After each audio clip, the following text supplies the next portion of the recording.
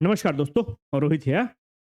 आज हम लोग कुछ इंपॉर्टेंट डिस्कशन करने आए हैं मेंस को लेकर।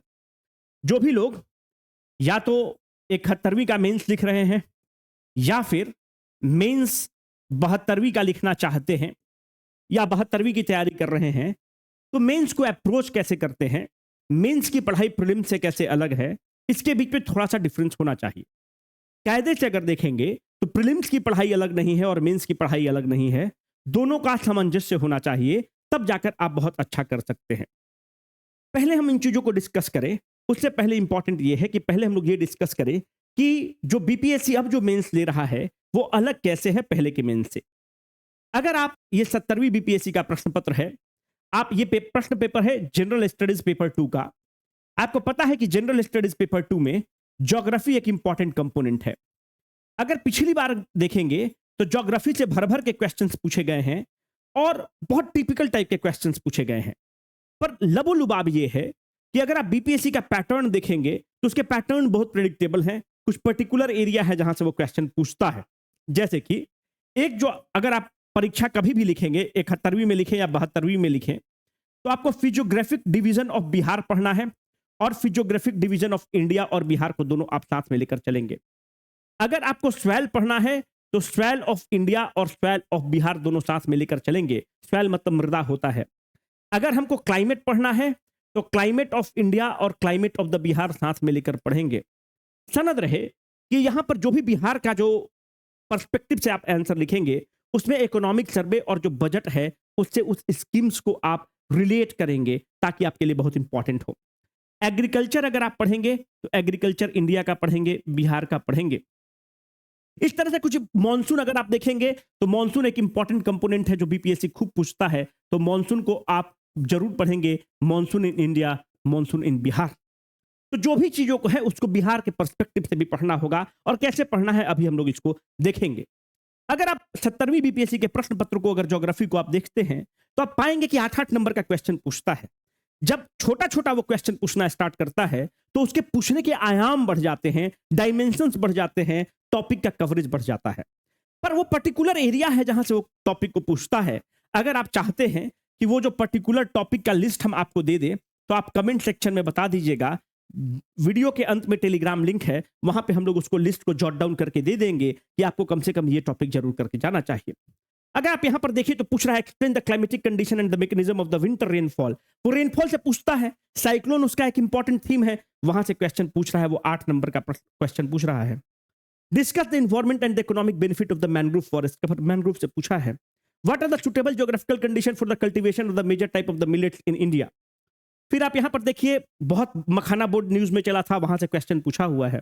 Discuss the growth and develop. फिर आप देखिए peninsular India is more rich in rock and mineral resource, उस पर क्वेश्चन पूछा है। Distinguish between alluvial and the diluvial soil, जो हम आपको बताया कि सॉइल से क्वेश्चन पूछता है। ये वाला जो आप क्वेश्चन है ये फिजियोग्राफिक डिवीजन ऑफ इंडिया से क्वेश्चन है मेरे भाई। तो पर्टिकुलर थीम है जहां से वो क्वेश्चन को रिपीट करता है, तो उसको हम लोग देखने की कोशिश करते हैं। अब ध्यान से देखो कि ये जो क्वेश्चन है 38 नंबर का क्वेश्चन है। तो दो तरह का बेसिकली बीपीएससी क्वेश्चन आपसे पूछता है। एक 7 या 8 नंबर का कैटेगरी क्वेश्चन होता है, एक 38 नंबर का कैटेगरी का क्वेश्चन होता है। 7 से 8 नंबर के कैटेगरी के क्वेश्चन में आपको 1 से 2 पेज मिलता है, जबकि 38 नंबर वाले कैटेगरी में आपको 5 से 6 पेज मिलता है। कहीं कहीं किसी किसी क्वेश्चन में 4 पेज भी मिल जाता है। यहां पर जो डी डे, जो फाइनल दिन जो आप एग्जाम लिखेंगे तो 20 मिनट का आपको समय मिलता है एक क्वेश्चन लिखने के लिए, और यहां पर आपको 5 से 6 मिनट का वक्त मिलता है लिखने के लिए। यहां पर आप जो वर्ड लिखते हैं समय सीमा होती है 100 से 120 वर्ड में आपको लिखना होता है। यहां पर 350 से 400 शब्दों में आपको लिखना होता है। सनद रहे कि आपको क्वेश्चन बुकलेट मिलता है, जैसे ये बीसीडब्ल्यू का ये क्वेश्चन बुकलेट है। तो इसमें क्या होता है कि हर क्वेश्चन के बाद जगह दिया रहता है। जैसे right a short note on the टिकुली पेंटिंग, 7 नंबर का क्वेश्चन है, पता नहीं आपको दिख रहा है कि नहीं। आप इधर नहीं लिखेंगे, इधर नहीं लिखेंगे, आपका उत्तर इस बॉक्स में ही होना चाहिए। अगर आप अलग से सीट मांगेंगे तो वो नहीं देते हैं। ये क्वेश्चन बुकलेट आंसर है, तो इसमें आपको इसी जगह में लिखना है।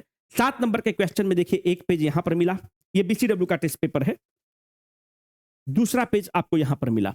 फिर 7 नंबर का क्वेश्चन आ गया कि role of Jayaprakash Narayan in the quit India movement, एक पेज यहां पर मिला, दूसरा पेज यहां पर मिला। Write a short note on the Dalit movement in Bihar. एक पेज यहां पर मिला, एक पेज यहां पर मिला। अगर आप 38 नंबर के प्रश्न को देखेंगे तो 38 नंबर के प्रश्न में अगर आप देखिएगा तो एक पेज यहां मिला, दूसरा पेज ये हुआ, तीसरा पेज, चौथा पेज, पांचवा पेज, छठा पेज, उसके बाद अलग क्वेश्चन आ गया, the vicious cycle of the poverty. मेरे भाई दो तीन प्रश्न उठते हैं कि कैसा आपका कौन सा पेन आप इस्तेमाल कर सकते हैं। तो पायलट का V5 इस्तेमाल कर सकते हो, V7 इस्तेमाल कर सकते हो, जो भी है उसको इस्तेमाल कर सकते हो। ट्राइमैक्स पेन को इस्तेमाल कर सकते हो, कोई दिक्कत नहीं है। यूनिबॉल को पेन को इस्तेमाल कर सकते हो, कोई दिक्कत नहीं है। रिनॉल्ट इस्तेमाल कर सकते हो, मिट्सुबिशी कर सकते हो, कोई भी पेन इस्तेमाल कर सकते हो, कोई दिक्कत नहीं है। अब हम लोग देखते हैं कि हमको पढ़ना कैसे होगा। यहाँ पर एक चीज बहुत स्पष्ट है, आज हम लोग ज्योग्राफी से लेते हैं। अगर आपको वीडियो अच्छा लगेगा तो हम और भी वीडियो बना देंगे, लेकिन हम लोग देखते हैं कि कैसे अगर कोई हम टॉपिक उठाते हैं तो 7 नंबर 8 नंबर में बहुत ज्यादा उसको स्कोप बनता है क्वेश्चन पूछने का। तो कैसे हम लोग को करना होगा। मानते हैं कि अभी यहाँ पर आपने देखा कि वो आपसे स्वेल से क्वेश्चन पूछता है। आज स्वेल को टॉपिक को लेकर आपसे डिस्कस करते हैं कि आपको पढ़ना कहाँ है। आप कैसे भी पढ़ रहे हैं, कहीं भी पढ़ रहे हैं, दो स्थिति हो सकती है कि आप कोई कोचिंग का सहारा ले रहे होंगे या आप सेल्फ कर रहे होंगे। तो पहला प्रश्न उठता है कि क्या सर सेल्फ कर सकते हैं क्या? क्या कोचिंग की बहुत जरूरत है? नहीं, आप अपने भी कर सकते हैं। थोड़ा वक्त ज्यादा लगता है, डिसिप्लिन अनुशासन ज्यादा खोजता है, पर आप जरूर कर सकते हैं। अगर आप कोई कोचिंग में पढ़ रहे हैं तो उनको भी बोलिए कि अगर वो पढ़ाएं तो टॉपिक को सबसेट में, सब टॉपिक में डिवाइड कर दें, ताकि अगर 38 नंबर का क्वेश्चन आया तब तो वो करा दिया, पर अगर 7-8 नंबर का क्वेश्चन आ गया तब तो अगर वो टॉपिक सब डिवाइडेड नहीं है तो हमको बहुत दिक्कत हो सकता है। उदाहरण के तौर पर हम देखते हैं, अगर हम लोग स्वेल पढ़ रहे हैं, मृदा टॉपिक पढ़ रहे हैं, मृदा एक हिट एरिया है जहां से बीपीएससी खूब क्वेश्चन पूछता है। तो हमारा काम यह है कि इस मृदा को पढ़ने के लिए हमारे पास सब टॉपिक में क्लासिफिकेशन होना चाहिए, ताकि 7-8 नंबर का प्रश्न को हम बहुत अच्छे से लिख सके। आप बस ध्यान से देखिए, इसका हम मॉडल उत्तर भी लिख के आपके टेलीग्राम में डाल देंगे, वीडियो के अंत में टेलीग्राम लिंक होगा। पर आपको तैयारी कैसे करना है, जैसे पहला हमको यह पता होना चाहिए कि अगर हम मृदा पढ़ रहे हैं तो क्या क्वेश्चन पूछ सकता है। तो हमसे पूछ सकता है कि right a short note on the formation of the soil. मृदा का फॉर्मेशन कैसे हो सकता है, इसी पर हमसे एक वो क्वेश्चन बना सकता है। फिर सर हमसे दूसरा क्वेश्चन, वो एक 8 नंबर का क्वेश्चन हमसे पूछ सकता है, right a short note on the composition of the soil. बात आप समझ रहे हैं। हमसे ये क्वेश्चन बना सकता है कि right a short note on the composition of the soil. इस सॉइल का कंपोजिशन कैसे होता है, इस पर तुम लिखो। अगर 38 नंबर का मानते हैं कि उससे क्वेश्चन बनाना है, तो right a short note on the distribution of the different soils in the different parts of the India. किस स्टेट में क्या सॉइल का प्रोफाइल है उसके बारे में पूछ सकता है।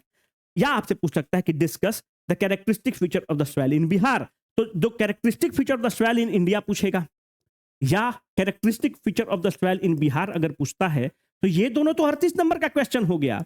पर भैया अगर हम ये दोनों क्वेश्चन को नहीं तैयार कर रहे हैं तो 7-8 नंबर में यहाँ पे वो क्वेश्चन पूछ सकता है और हमको फंसा सकता है, हाँ या ना। तो हमारी तैयारी ऐसी होनी चाहिए कि 7-8 नंबर वाले क्वेश्चन को भी हम लोग बहुत टैक्टफुली हैंडल कर सके। Before I start the video, what you are suppose to do is, आपको दो चीज बनाना आना चाहिए। एक रफ स्केच ऑफ भारत का मैप तुमको आना ही चाहिए, और आपको rough sketch of the Bihar का मैप आना ही चाहिए। इस चीज को तुम ध्यान में रखना, और तब हम लोग वीडियो को लेकर आगे बढ़ते हैं और समझने की कोशिश करते हैं।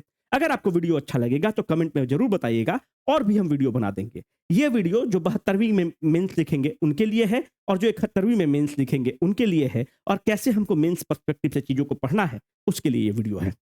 अब जैसे देखो हम लोग सवाल को पढ़ते हैं, तो पहला हम लोग ये देखने की कोशिश करते हैं कि सर क्या सवाल इंपॉर्टेंट भी है, बीपीएससी पूछता है क्या। तो पहला तुम देखो 42वां बीपीएससी में पूछा है कि discuss the characteristic of the major soil zones of the India and their suitability for the important crops.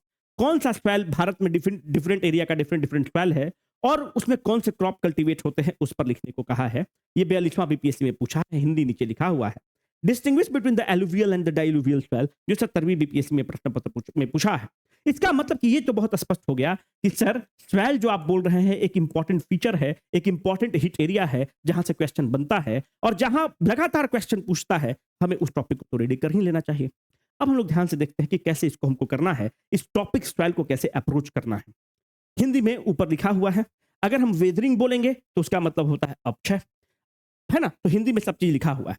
पहले हम लोग देखते हैं कि सर अगर ये मिट्टी है तो मिट्टी बना कैसे होगा, ये मिट्टी का फॉर्मेशन कैसे हुआ होगा।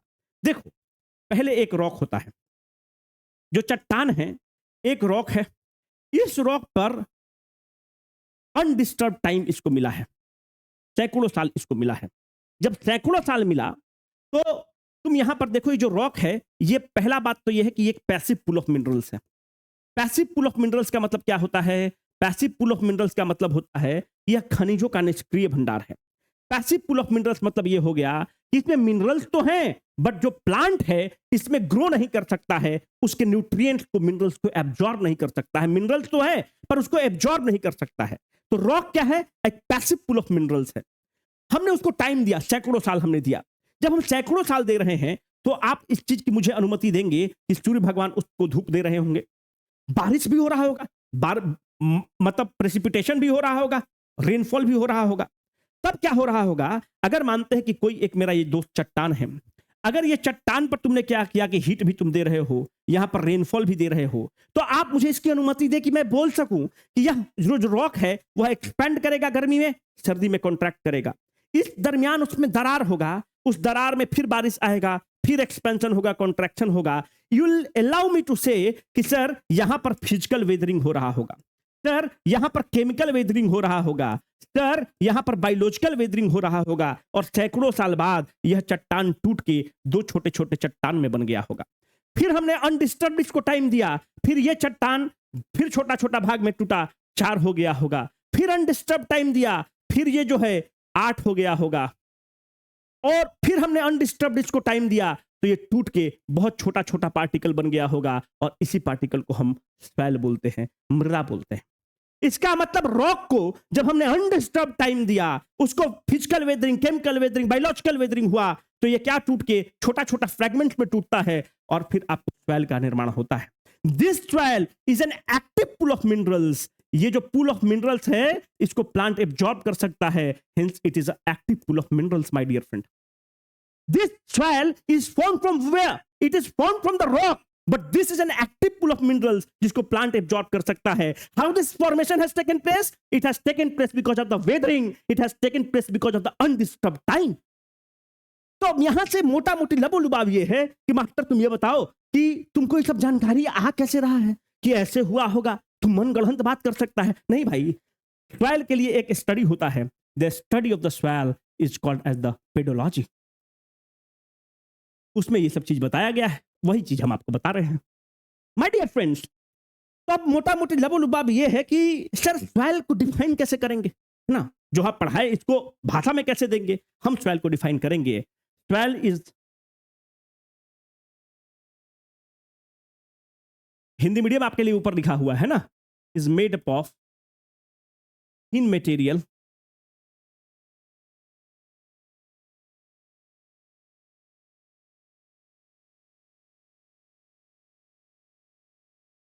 इसको ऐसे लिख लो, in layer of material covering the earth's surface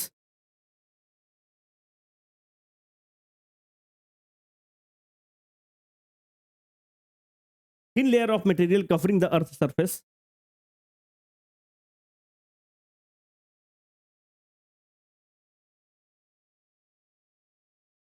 formed by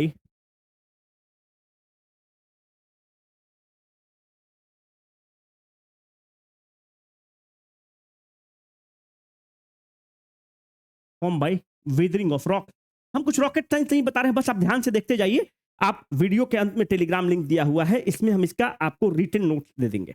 जो भी हम क्लास में पढ़ा रहे हैं उसको हिंदी और इंग्लिश माध्यम दोनों में रिटन नोट्स दे देंगे। हम ये बोल रहे हैं कि वही चीज तो हम बोले कि सॉइल कहां से हुआ? वेदरिंग से बना। किसके वेदरिंग से बना? रॉक के वेदरिंग से बना। मिट्टी पृथ्वी की सतह को ढकने वाली पदार्थ की एक पतली परत है और चट्टानों के अक्षय से बनती है, उसके वेदरिंग से बनती है।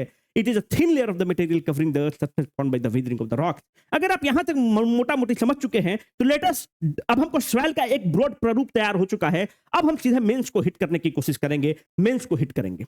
अगर मानते हैं हमसे एग्जाम में क्वेश्चन पूछ दिया कि right a short note on the formation of the soil, तो भाई तुम मास्टर जो तुम बताए हो कि ऐसे ऐसे हुआ है, उसको तुम भाषा में लिख के हमको दो। Right a short note on the formation of the soil. तो हम लोग पहला चीज यहां पर एक चीज और आपको बताते चले कि अगर सॉइल का फॉर्मेशन हो रहा है तो एक चीज याद रखना, एक तरफ तुम्हारा रॉक है, दूसरा तरफ तुम्हारा सॉइल है। तो पहला जो फॉर्मेशन ऑफ द स्वेल के लिए जरूरी क्या है कि रॉक हो। रॉक को ही तो अनडिस्टर्ब टाइम दोगे, वेदरिंग दोगे, तब जाके तुम्हारा स्वेल बनेगा। तो पहला मूल चट्टाने हैं इंपॉर्टेंट। रॉक के फॉर्मेशन के लिए पहला चीज क्या है, पेरेंट रॉक का होना बहुत जरूरी है। पेरेंट रॉक को ही अनडिस्टर्ब टाइम मिलेगा तो स्वेल बनेगा। यस और नो। अब हम ये बताइए कि जब आप अनडिस्टर्ब टाइम देते हैं तो क्या स्वेल कंप्लीटली अपने रॉक को रिजेंबल करेगा? अगर मानते हैं कि हम बेटा हैं अपने बाबूजी के, तो मेरा बाबूजी से आंख मिल सकता है, नाक मिल सकता है, होठ मिल सकता है। ऐसा तो नहीं होगा कि I am the carbon copy of my father. No, कुछ चीज मैच कर रहा होगा, आंख हो सकता है, कद काठी मैच कर रहा होगा। यूजुअली हम देखते हैं कि रॉक और स्वेल में कंप्लीट मैचिंग नहीं है, पर कुछ अपवाद हैं, जैसे कि black cotton swell. Black cotton swell को आप रेगुर स्वेल भी बोलते हैं। एंड दिस ब्लैक कॉटन और the regur swell is basically use for the cultivation of the cotton. Cotton के लिए जबरदस्त इस्तेमाल होता है। But this has a very peculiar characteristic that this black cotton swell completely resembles its parent rock. ये अपवाद है। यूजुअली आप देखते हैं कि स्वेल अनडिस्टर्ब टाइम तक है, वेदरिंग, फिजिकल और केमिकल चेंज के कारण उसका रूप बदल जाता है। पर black cotton swell is an exception which completely resembles it's parent rock. Yes और नो? अगर यहां तक तुम बात समझ गए हो तो हम अगले पॉइंट पर आते हैं कि the second factor which affects the formation of the swell is the climate. अगर मानते हैं 8 नंबर का क्वेश्चन पूछा तो हमको पॉइंट लिखना होगा। What is this climate? Climate में क्या होता है? क्लाइमेट में अगर तुम देखोगे तो क्या है, क्लाइमेट में सूर्य भगवान अपना ऊष्मा दे रहे हैं, हीट दे रहे हैं। इंद्र भगवान बारिश दे रहे हैं, मॉइस्चर दे रहे हैं। इस हीट एंड मॉइस्चर के कारण ये रॉक एक्सपेंड और कॉन्ट्रैक्ट कर रहा है, और एक्सपेंशन और कॉन्ट्रैक्शन के कारण वो टूट रहा है, और टूटने के बाद आपको स्वेल बन रहा है। It has to be categorically noted that among all the factors, सारे फैक्टर्स में, among all the factors, climate is the most dominating one. Climate सबसे ज्यादा इंपैक्ट करता है। Climate is the most dominating one. It has to be noted, अगर कहीं का climate hot and humid है तो वहां पर स्वेल का फॉर्मेशन बहुत रैपिड होता है, फास्ट होता है, क्योंकि फिजिकल वेदरिंग और केमिकल वेदरिंग बहुत ही फास्ट होता है। सो लबोलुबाब ये हो रहा है कि अगर 7 नंबर का क्वेश्चन है तो मास्टर हमको स्वेल समझ में आ गया कि स्वेल रॉक से बना, तो पहला हुआ फॉर्मेशन ऑफ द स्वेल में पहला पॉइंट लिखेंगे पेरेंट रॉक। पेरेंट रॉक नहीं रहेगा तो स्वेल नहीं बनेगा। पेरेंट रॉक का फॉर्मेशन स्वेल के लिए हमको क्या जरूरत है, क्लाइमेट की जरूरत है, हीट एंड मॉइस्चर चाहिए। हीट एंड मॉइस्चर रहेगा तो उसको फिजिकल एंड केमिकल वेदरिंग करेगा और स्वेल का फॉर्मेशन करेगा। And the third most important point is the biota.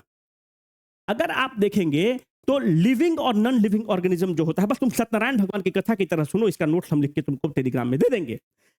जो लिविंग और नॉन लिविंग ऑर्गेनिज्म होता है, जब वो डेड एंड डिके करता है तो living and non living organism क्या देता है, living organism and the non living organism जो होता है ये मिलके क्या देता है, ऑर्गेनिक मैटर देता है।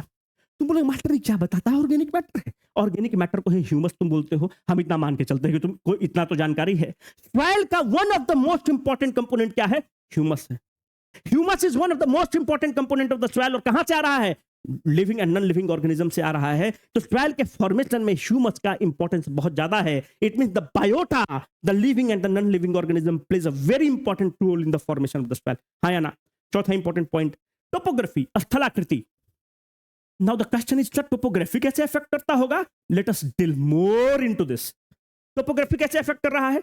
भाई मानते हैं कि एक समतल टेरेन है, मानते हैं एक में ढलान ज्यादा है इस टेरेन में।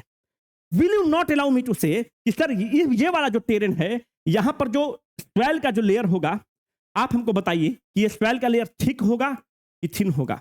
मेरे भाई ये ढलान है, तो ढलान है तो इरोजन तेज हो रहा होगा हवा का, पानी का, तो यहां पर जो लेयर बन रहा होगा, जो sheet which is covering the earth surface which you are calling as the soil, यहां पर पतला हो रहा होगा। जबकि अगर समतल जमीन है तो यहां पर स्वेल का लेयर थिक हो रहा होगा। हाँ या ना मेरे भाई? ऐसा तो नहीं कि कुछ हम रॉकेट साइंस बात कर रहे हैं, कॉमन सेंस, राइट? तो चौथा and the most important factor is the topography which determines the formation of the soil, and the most important one is the time. Time, and again हम आपको क्या बोल रहे हैं कि time plays the most important role. पांचवा point है soil के फॉर्मेशन के लिए समय। टाइम कैसा चाहिए? अनडिस्टर्ब टाइम चाहिए, अनडिस्टर्ब टाइम चाहिए।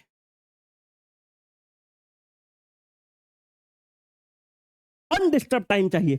सॉइल का फॉर्मेशन तभी हो सकता है जब उसको लंबा समय चाहिए, अनडिस्टर्ब टाइम आपको चाहिए, तभी हो सकता है। ऐसा नहीं कि फोन आया तो एक बार थोड़ा सा व्हाट्सएप भी कर लेते हैं, टेलीग्राम पर भी माहौल देख लेते हैं, थोड़ा सा टिंडर बम्बल भी कर लेते हैं, थोड़ा सा और कुटिया और फेसबुकिया भी लेते हैं, फिर देखते हैं कि क्या हो रहा है। अनडिस्टर्ब टाइम चाहिए। तो अनडिस्टर्ब टाइम रहेगा तभी जाकर सॉइल का फॉर्मेशन हो सकता है। My dear friends, if it is okay then we should proceed to the next topic.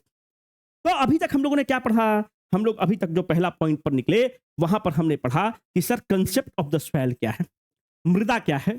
फिर मेंस के लिए हम सोचे कि सर सॉइल तो हमको समझ में आ गया, पर फिर हम सोच रहे हैं कि सर सॉइल के बारे में इतना समझ में आया तो हमको ये बताइए कि फॉर्मेशन ऑफ द सॉइल कैसे होता है। अगर एग्जाम में क्वेश्चन पूछ दिया तो फॉर्मेशन ऑफ द सॉइल अगर पूछा तो हम पहले सॉइल को डिफाइन कर देंगे, उसके बाद जो मृदा है उसके हम 5 फैक्टर लिख देंगे कि ये फैक्टर उसको डिटरमाइन करता है सॉइल को।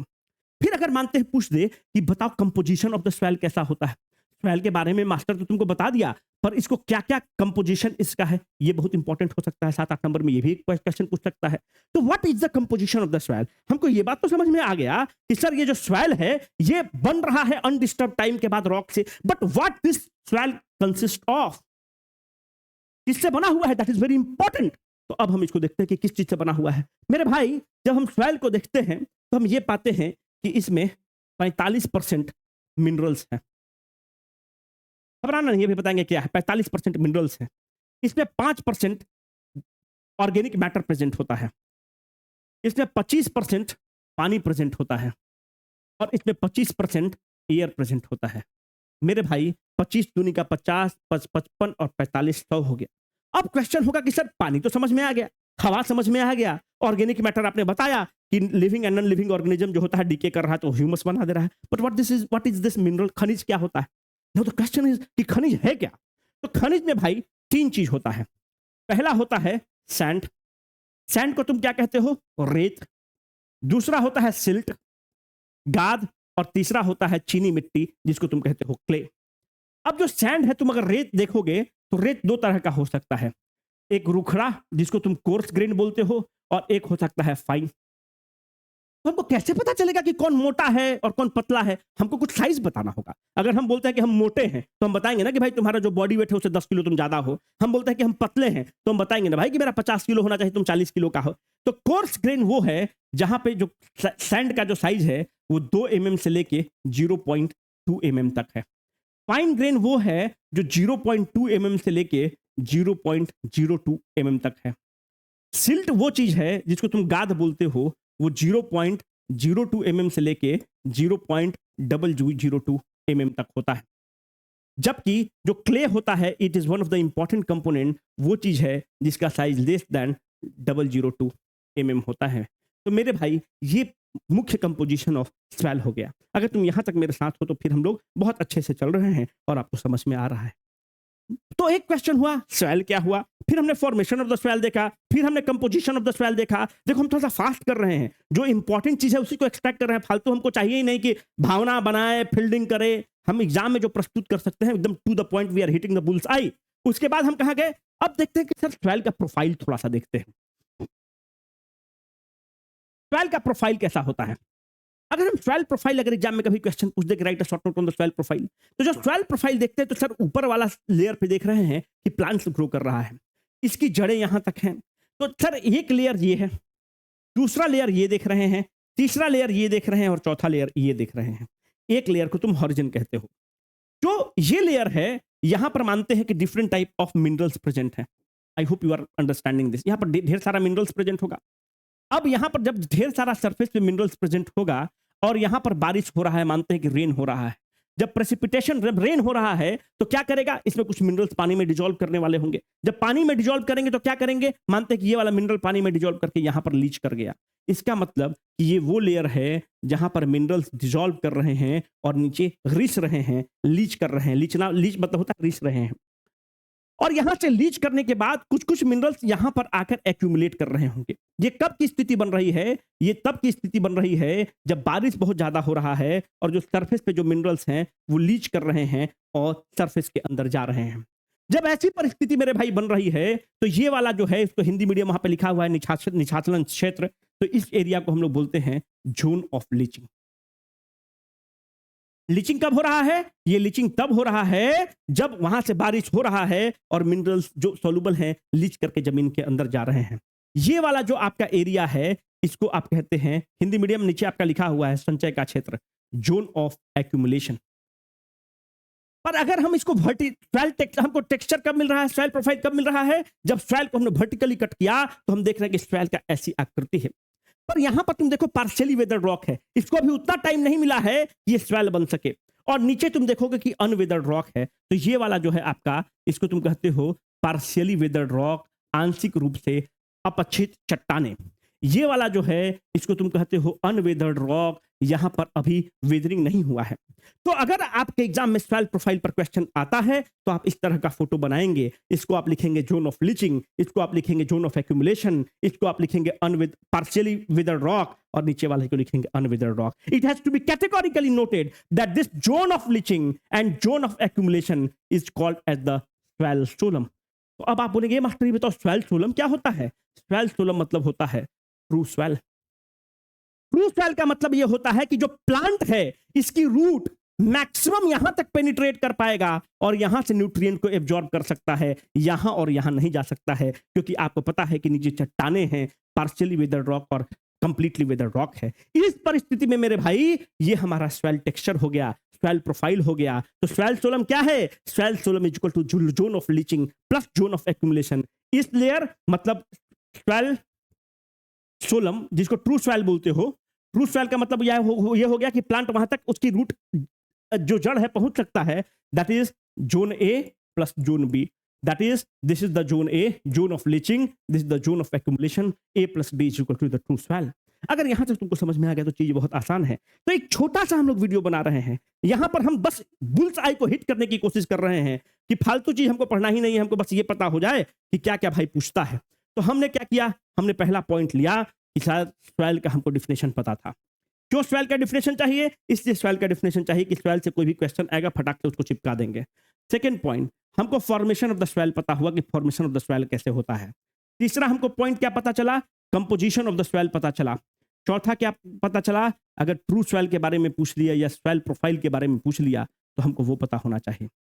अगर तुमको वीडियो ठीक लगा होगा तो बताना, नहीं तो छोड़ देंगे। अगर वीडियो ठीक लगा होगा तो आगे भी हम इसमें तुमको लेक्चर लेके आगे पढ़ाएंगे। अब हम लोग यहाँ से एक कंसेप्ट को स्टार्ट करते हैं जिसका नाम है evapotranspiration. Evaporation plus transpiration is equal to called as the evapotranspiration. और यहाँ से कैसे इवैपोट्रांसपिरेशन तुमको बताएगा कि किस एरिया में किस तरह का सॉइल है, तो तुमको याद नहीं करना पड़ेगा, तुम उसको बहुत अच्छे से समझ सकते हो। ठीक है, बस 2-3 मेरा सलाह है। पहला सलाह ये है कि अगर अपने से करना है तो जरूर अपने से कर लो, हम लोग पे भरोसा है तो हम लोग पे करना, नहीं तो किसी और कोचिंग पे भरोसा है तो उस पे करना, पर अच्छे से करो, सब टॉपिक को तोड़ तोड़ के करो। दूसरा, टेस्ट जरूर लिखना है। अगर तुम्हारा हो रहा है तो टेस्ट जरूर तुम लिखो। अगर टेस्ट हमारा पसंद है तो हमारा लिखो, किसी और का पसंद है तो उसका लिखो। टेस्ट में कंजूसी मत करना, और टेस्ट थोड़ा सा कॉस्टली ही लेना।